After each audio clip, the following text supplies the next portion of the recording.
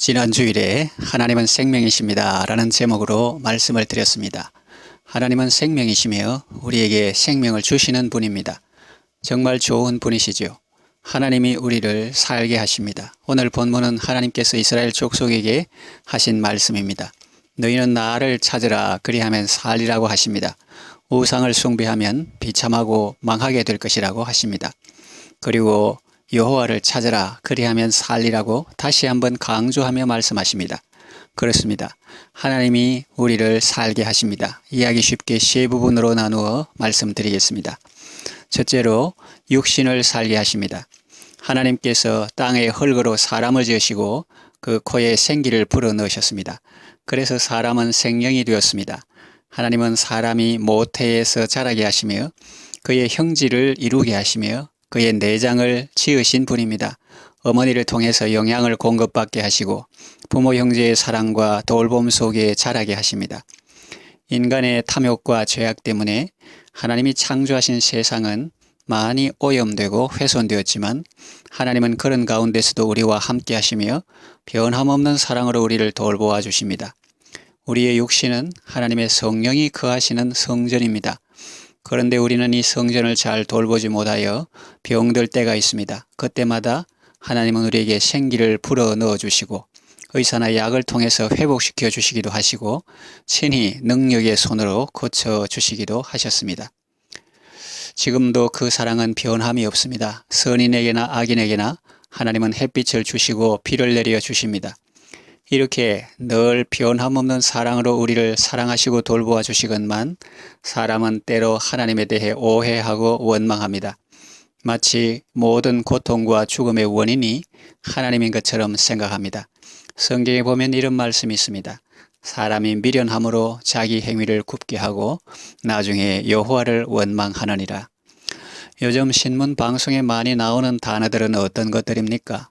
코로나 확진자, 성범죄, 극단적 선택, 금리 인상, 대출 규제, 벼랑 끝, 폐업, 이상기후, 산불, 허리케인, 탈레반, 정권 장악, 어느 것 하나 평안을 주는 소식이 아닙니다. 정말 찬송 가사 그대로입니다. 이 세상에 근심된 일이 많고 참 평안을 몰랐구나. 그렇습니다. 그런데 하나님은 어떻습니까? 고단한 일과를 보낸 사람들에게 잠을 주십니다. 육신이 쉬는 동안 하나님은 우리의 몸을 회복시켜 주십니다.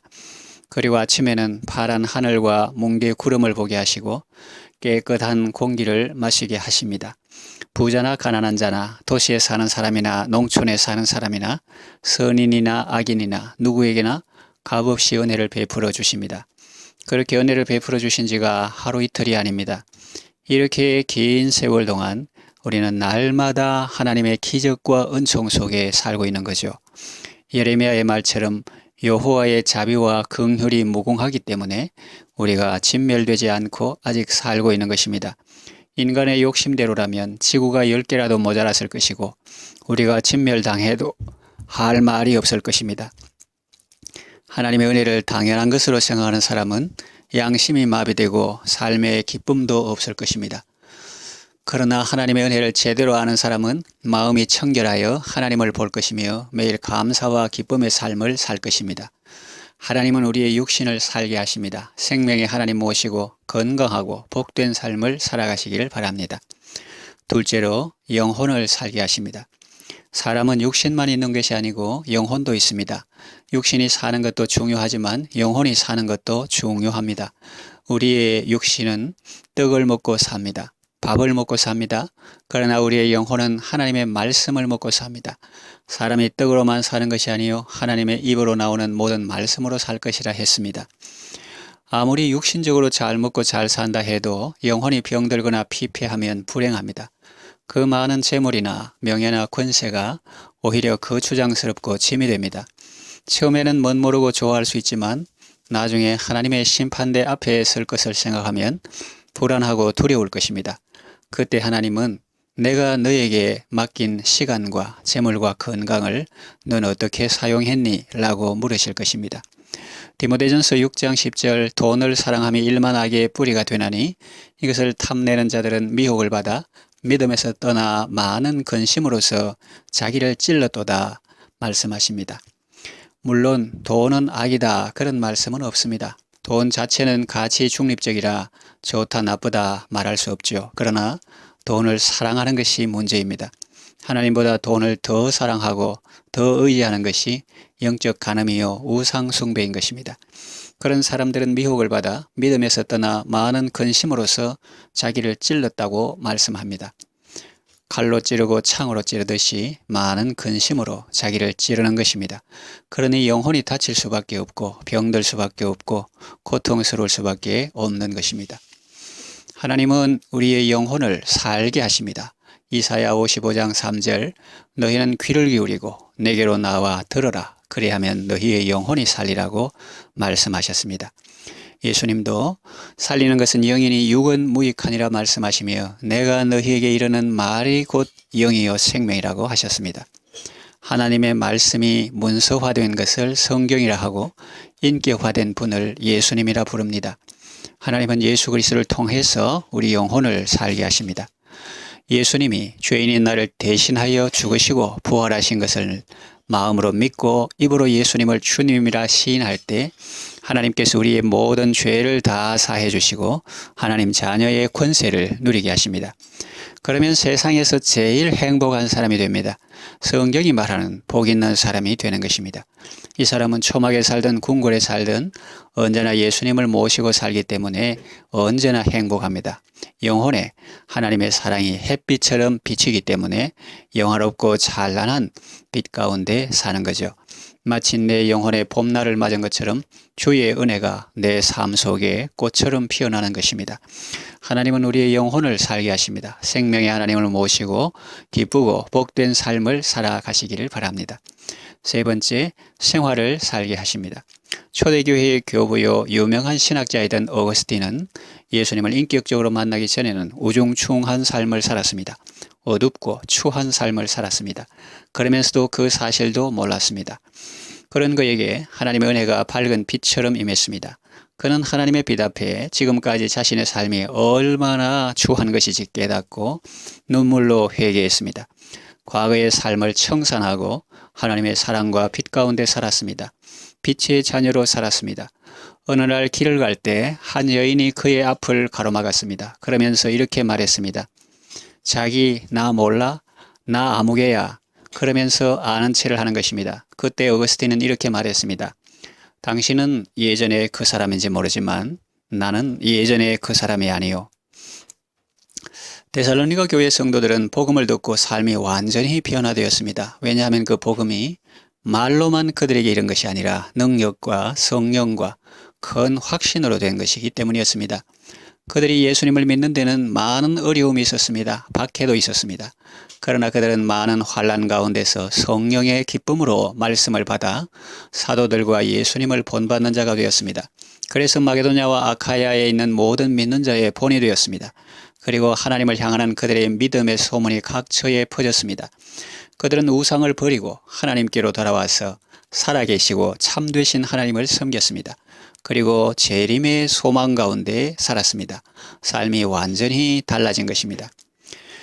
우리 민족은 반만년 역사를 자랑하지만 그 대부분은 가난과 외침과 고난으로 점철된 역사였습니다.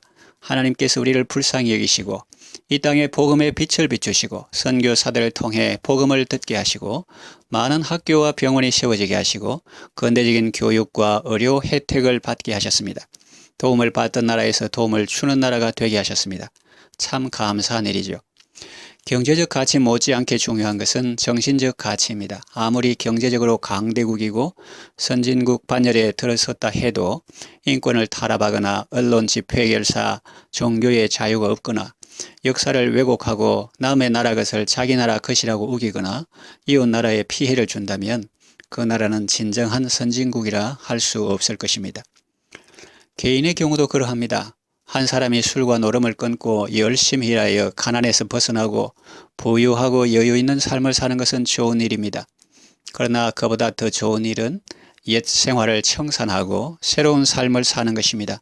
기독교 용어로 말하면 옛사람과 그 행위를 벗어버리고 새 사람으로 사는 것입니다. 하나님이 세워주신 자리에서 땀 흘려 정직하게 일하고 불이한 이익을 탐하지 않고 하나님이 창조하신 환경을 사랑하고 아름답게 보존하며 이웃을 사랑하며 하나님을 경외하는 삶을 사는 그것이 더욱 중요하고 귀한 것입니다. 만일 후자가 없이 전자만 있다면 그것은 축복이 아니라 재앙이 될 것입니다. 사람이 만일 온 천하를 얻고도 자기 목숨을 잃든지 빼앗기든지 하면 무슨 유익이 있으리요라고 말씀하셨습니다. 아무리 사람이 부자가 되고 권세를 잡아도 하나님 앞에서 그 삶이 떳떳하지 못하고 부정부패와 연루되어 있다면 그것은 자신과 타인에게 재앙이고 오래 가지도 못할 것입니다. 그리스도인으로 말하면 아무리 고액의 연봉을 받고 높은 관직에 있다 해도 신앙 양심을 팔았다면 그건 죽은 생활을 하는 것입니다.